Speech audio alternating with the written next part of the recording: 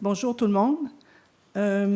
Merci au CSPE de nous avoir invités à la Fédération. Il y a beaucoup de choses qui ont déjà été dites que je vais sûrement répéter. Mais d'abord, je suis pognée, comme je vieillis, j'ai besoin de mes lunettes pour être plus proche. Désolée. Alors qu'il y en a plusieurs qui sont des jeunes ici, mettons que bon, je suis un peu nostalgique. Bref, alors la Fédération des associations de familles monoparentales et recomposées du Québec travaille depuis plusieurs années, tout dans le dossier quand on parle de conciliation famille. Nous, c'est important pour nous, au gouvernement, on parle de travail, famille, mais pour nous, à la Fédération, ça a toujours été important. C'est pas juste la sémantique de mettre famille avant travail, parce que pour nous, c'est plus, c'est le travail à s'adapter aux familles et non pas l'inverse. Donc, c'est vraiment politique comme geste. Et à ce niveau-là, la Fédération, donc, existe depuis 1974. À l'origine, on était la fédération qui regroupait principalement des familles monoparentales, mais avec le temps, évidemment, on a rajouté un R, ce qui complexifie le nom de notre organisme. Alors, si vous avez des idées pour nous aider à abréger notre nom, on souhaite évidemment qu'il n'y ait pas d'autres sortes de familles parce que ça va être compliqué. Donc, ça fait FAMRQ, mais bon, bref, ça devient compliqué à dire. Ce qui fait qu'évidemment, on regroupe aussi des familles recomposées parce qu'aujourd'hui, évidemment, les familles monoparentales restent moins monoparentales longtemps, mais se recomposent rapidement, se décomposent aussi des fois rapidement. Donc, la Fédération regroupe aussi des associations à travers le Québec pour justement accompagner l'ensemble des familles qui sont évidemment majoritairement, il faut le dire, des femmes monoparentales, et je pense que c'est important de le souligner. Donc, la Fédération a été très active. On est un organisme de défense des droits, donc principalement de la lutte contre la pauvreté, qui est notre moteur, je dirais, ce qui nous anime à la Fédération. Et l'accessibilité aux études pour les responsables de familles monoparentales, parce que c'est sûr qu'on dit parents étudiants, mais en tout cas, c'est toujours difficile de dire chef. Je sais qu'en français, ça ne se dit pas, mais bon, bref, il y a différentes façons de les nommer, parce que parents étudiants, ça ne veut pas nécessairement juste dire des gens qui sont monoparentales, parce qu'il y en a qui sont parents étudiants et qui sont biparentales aussi. Mais nous, notre préoccupation, c'est principalement les mères monoparentales. Donc, je vais beaucoup féminiser parce que je considère que c'est beaucoup encore des femmes qui sont chefs de famille monoparentale, plus de 76 %, donc c'est non négligeable. Et on a beaucoup travaillé, évidemment, à la Fédération pour améliorer les conditions de vie des familles, donc la perception automatique des pensions alimentaires pour enfants qui a été créée en 1995, qui a été une longue lutte à la Fédération de 15 ans.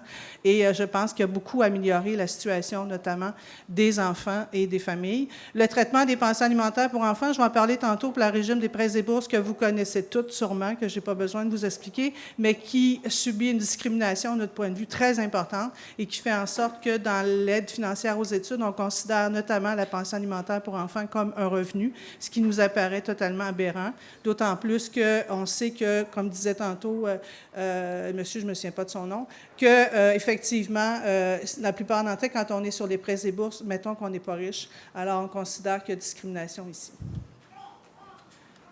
Donc, rapidement, l'évolution des familles, c'est juste pour vous donner un petit peu une idée, évidemment, l'émergence des formes de familles au Québec. Donc, mon micro vient de tomber. 1 million de familles avec enfants au Québec. 28 % d'entre elles étaient des familles monoparentales, donc une hausse importante depuis 2006. C'est quand même important de le souligner. 76 %, comme disait tantôt, qui ont encore une femme à la tête des familles monoparentales, même si on observe une augmentation du nombre de pères québécois à leur tête. Dans le dernier recensement, on en a parlé, mais il reste quand même 76 %. On est passé de 81 à 76. C'est lent comme évolution. Donc, il faut en considérer. Et les familles recomposées comptent pour 16 % des couples avec enfants. Je ne suis pas démographe, mais c'est juste qu'il faut prendre ça avec un grain de sel parce qu'évidemment, au Québec, il y a peu de mariages. Les gens sont beaucoup en union libre. Donc, c'est difficile de savoir effectivement combien il y a de familles recomposées parce que plusieurs d'entre elles ne se marient pas. Donc, dans le recensement, la façon qu'on le calcule, c'est juste une seule fois. Donc, mais il reste qu'au Québec, il y en a quand même plus qu'à travers le Canada. Donc, rapidement, comme je disais tantôt, la pauvreté et familles monoparentales. Donc, la situation économique s'est quand même améliorée depuis les dernières années, notamment grâce au soutien aux enfants, qui qui est les allocations familiales, qui ont été beaucoup travaillées aussi avec nous au Québec. Il y a eu des améliorations dans ce sens-là, sauf qu'elles sont encore trop souvent touchées par la pauvreté. Il y a des améliorations du revenu des familles, ont tendance, évidemment, quand on additionne toutes les diverses hausses tarifaires, Hydro-Québec, logement, etc. Donc, c'est sûr que oui, on améliore d'un côté les politiques fiscales et familiales, mais en même temps, souvent, on est obligé de prendre ces argents-là pour justement payer le loyer et etc. Mais je vous ai évidemment donné des exemples plus concrets de ce que ça implique comme parent étudiant, que vous connaissez toutes sûrement, mais je voulais juste vous le rappeler pour ne pas vous déprimer, mais quand même pour... Donc, les parents étudiants, comme je disais tantôt, la parentalité est présente chez 25 % de la population étudiante, donc c'est quand même non négligeable. Encore faut-il qu'on n'a pas beaucoup de statistiques là-dessus parce que c'est beaucoup parcellaire par université ou par cégep et tout ça. Fait qu'il y a très peu d'études qui ont été faites au Québec de façon vraiment très précise par rapport aux parents étudiants, donc on a peu de données. Mais, comme je disais tantôt, 70 % des parents sont quand même des femmes, 65 % de ceux présents au deuxième cycle étudient à temps partiel, ce qui est quand même pas rien, comme elle disait dans son introduction. Les mères monoparentales, en général, quand on devient étudiant, évidemment, ça prend bien du temps avant de finir ton bac ou ton cégep, parce qu'à cause des contraintes et des obstacles reliés à ça, ce qui fait qu'elles sont plus âgées et souvent abandonnent aussi à plusieurs d'entre elles. Le niveau d'endettement, on a parlé tantôt, évidemment plus élevé que l'ensemble des étudiants, la moyenne des étudiants. Donc, les enjeux spécifiques des constats, bon, je ne pense pas vous apprendre grand-chose ici, surtout si vous êtes une mère monoparentale, mais être à la tête d'une famille monoparentale présente nécessairement des défis plus grands en conciliation famille-travail. Donc, elles sont moins nombreuses que les pères monoparentaux à occuper un emploi. Ça, c'est important de le dire aussi parce qu'évidemment, elles occupent un emploi, oui, mais souvent atypique, à temps partiel, des job-in pas payantes et tout ça. Elles possèdent, bon, peut-être la situation aujourd'hui, elle a changé aussi. Les parents étudiants vont plus aux études longtemps, mais il reste qu'elles possèdent peu de formation qualifiante, sont souvent retirées du marché du travail, comme je disais tantôt, depuis longtemps. Elles occupent plus souvent un emploi atypique, sont davantage à bas salaire que les couples à 2 revenus, évidemment. Les constats, particulièrement pour les responsables familiaux-parentales, bon, le programme d'aide financière, on en a parlé tantôt, est très insuffisant. Il ne couvre pas les frais de subsistance. Le partage de logement, évidemment, est plus difficile. C'est sûr que quand tu es un étudiant, souvent, on voit dans nos jeunes qui s'en vont 3-4 en appartement pour justement réussir à payer. Sauf que quand tu as des enfants, c'est beaucoup plus compliqué de partager un logement avec quelqu'un qui, parce que bon, il n'aura peut-être pas le goût d'entendre le bébé qui va brailler, ou etc. Donc, ça fait en sorte que c'est encore plus difficile de se trouver un logement en région, mais aussi à Montréal particulièrement, parce que c'est très cher. Comme je disais tantôt, les pensions alimentaires sont considérées comme un revenu, sauf 200 $ par année par enfant. C'est une longue lutte qu'on a fait à la Fédération là-dessus, avec les fédérations étudiantes, collégiales, universitaires, le CSPE, les associations de parents étudiants qui sont aussi membres de la coalition, pour dire au gouvernement que ça n'a pas de bon sens, cette situation-là, que les pensions alimentaires pour enfants, pour ceux qui ne sont pas aux prêts et bourses ou qui ne sont pas à l'aide sociale, ne sont pas considérés comme un revenu depuis 1997. Alors que quand tu es aux prêts et bourses ou quand tu es à l'aide sociale, c'est 2 poids, 2 mesures. Donc, le gouvernement considère ça comme un revenu. Alors, c'est assez indécent. Et on pense que, quand on parlait de lutte tantôt, là, on pense que c'est une lutte qu'il faut vraiment continuer et gagner là-dessus. Donc, les étudiants qui sont sur les prêts et bourses ne sont pas admissibles. On a parlé tantôt du régime québécois d'assurance parentale. Évidemment, c'est un régime d'assurance. Donc, évidemment, il faut que tu aies une job pour pouvoir avoir accès au régime. Bien évidemment, les travailleurs autonomes aussi ont accès, mais quand tu gagnes, mettons, 10 000 par année, bien c'est sûr que 70 % 10 000, vous savez comme moi, ça ne donne pas grand-chose. Donc, souvent, elles sont obligées de retourner rapidement sur le marché du travail. Rapidement, les défis, évidemment, on en a parlé tantôt, le manque de services de garde, surtout le manque de flexibilité dans les services de garde. On sait que, bon, il y a des haltes garderies, il y a des organismes communautaires qui ont développé des haltes garderies, mais on parlait tantôt du financement des organismes communautaires. Ça vient souvent de la base, ça se met souvent de là que l'organisation se fait, sauf qu'on sait que le financement est un problème aussi majeur pour le communautaire. Donc, on essaie de développer des haltes garderies puis de faire financer ça par le gouvernement mais c'est pas simple. Mais ça répond quand même, je pense, à un besoin majeur, parce que souvent, les CPE, c'est beau, mais souvent, c'est du lundi au vendredi, de 9h à 5h, et ça correspond pas toujours aux besoins des parents avec des besoins atypiques. Et la Fédération, on a beaucoup fait de représentation l'année dernière, justement, dans le cadre de la Commission sur les services éducatifs, les services de garde, pour dire qu'il faudrait que les services de garde rigis répondent à ces besoins-là. Aujourd'hui, les parents sont plus tous du 9 à 5. Il y a des réalités totalement différentes, des parents qui travaillent les fins de semaine aussi. Donc, il faudrait qu'on réussisse à répondre à ces besoins-là. Manque de souplesse et de compréhension des employeurs, évidemment, aussi. L'accès limité à la formation. J'essaie de faire vite.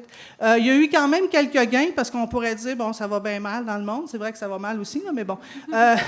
Mais il y a eu quelques petits gains. Études à temps partiel, des étudiants responsables inscrits à un programme de temps partiel sont maintenant, bon, à l'époque, ça n'existait pas, là, mais bon, c'est bon et moins bon, mais bon, bref, il reste quand même que quelques gains. La contribution parentale aussi, des étudiants issus d'une famille n'ont plus à demander une contribution parentale aux deux parents, surtout dans des cas de séparation. Ça causait un certain nombre de conflits aussi quand ça fait longtemps que tu n'as pas eu contact avec un des deux parents. Bon, la pension alimentaire pour enfants, j'en ai parlé beaucoup tantôt. Il y a eu aussi en décembre la bonification de l'annonce de la ministre David sur une bonification de 80 millions à l'année financière aux études, qui est supposée de se mettre en place pour l'année qui vient. Il reste qui va toucher particulièrement beaucoup de chefs de famille monoparentale, des parents étudiants. Le problème, c'est que nous, on disait, oui, c'est intéressant, c'est de l'argent qui vient du fédéral, qui est un peu fait sur le dos des étudiants, mettons, mais bon. Il reste que ce qu'on disait, c'est que ça ne règle pas le problème à long terme du revenu de la pension alimentaire. Ça va avoir une compensation, mais en même temps, on aurait souhaité qu'il y ait une mesure beaucoup plus permanente. La coalition, ben, j'ai mis des dépliants tantôt. Il y a la CSPA qui est membre de la coalition, les fédérations étudiantes, la PETUL, la coalition pour la conciliation famille, travail, études. On parlait tantôt des luttes collectives, comment on peut faire avancer des choses. On pense que nous, la coalition peut être aussi un moyen. On est aussi ouvert à recevoir d'autres organismes aussi qui sont prêts à appuyer nos revendications. Il y a quand même près de 2 millions de femmes et d'hommes qu'on représente, parce que tous les syndicats sont membres de la coalition pour la conciliation famille, travail, études. On est 19-20 organisations. On a mis en place en 2015 une plateforme que j'ai mise sur la table là-bas et un dépliant. Et on a tenu compte justement aussi dans nos revendications des situations des parents étudiants. Donc, les valeurs, égalité entre les femmes et les hommes, c'est important pour nous au niveau des valeurs et principes de la coalition. Reconnaissance des besoins des personnes, nécessité de maintenir des services publics, reconnaissance, responsabilité de l'État, des employeurs, des établissements d'enseignement. Il y a eu, comme on a démontré aujourd'hui, des établissements d'enseignement universitaires, cégep. C'est vrai qu'il y en a qui font des efforts, mais c'est souvent relié aux individus qui sont dans les établissements scolaires. Et à notre point de vue, ça prend vraiment quelque chose de beaucoup plus national au niveau du Québec, qui ait vraiment une orientation. On n'a pas entendu le ministre là-dessus beaucoup par rapport aux parents étudiants. On sait que pour lui, ça touche peut-être pas beaucoup de monde, mais on pense qu'il faudrait qu'il tienne compte dans sa politique, notamment de réussite éducative, des besoins des parents étudiants. Donc, les revendications, pour nous, c'est de créer une politique de conciliation famille, travail, études dans tous les établissements d'enseignement qui reconnaissent le statut et besoins particuliers des parents étudiants. Donc, ça serait plus facile pour des associations, par exemple, qui sont au niveau local ou dans les universités. S'il y a une politique nationale claire, bien, en tout cas, il me semble que les budgets viendraient avec. Il faut rêver, hein? Et à ce moment-là, ça serait peut-être plus facile aussi pour les gens qui travaillent dans les établissements, que aussi quand tes boss disent « oui, c'est vrai, c'est important », bien, peut-être que dans tous les sens, on pourrait faire avancer les choses. Donc, mettre en place des mesures, l'accès au transport en commun, l'accès à des résidences sur les campus, à des locaux, l'admissibilité à des prêts et bourses plus généreuses, etc. J'ai dû sûrement dépasser mon temps.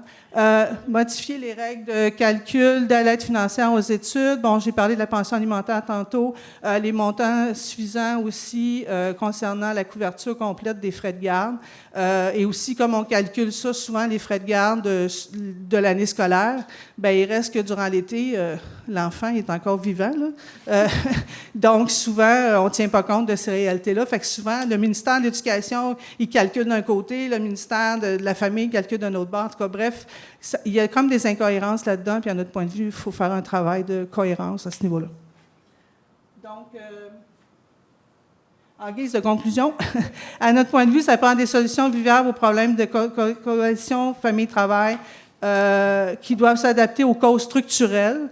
Il faut des mesures véritablement coercitives imposées aux entreprises parce qu'on pense que oui, des mesures volontaires, c'est intéressant. Tout le monde est pour la tarte aux pommes, tout le monde est bien content, sauf qu'à notre point de vue, tant et aussi longtemps que le gouvernement ou l'État ne prend pas ses responsabilités et n'a pas vraiment des mesures coercitives, bien, à notre point de vue, ça n'avancera pas. Il faut présenter les programmes sociaux, préserver les programmes sociaux et la politique familiale et la bonifier et faire en sorte que la conciliation devienne une véritable responsabilité collective. Merci.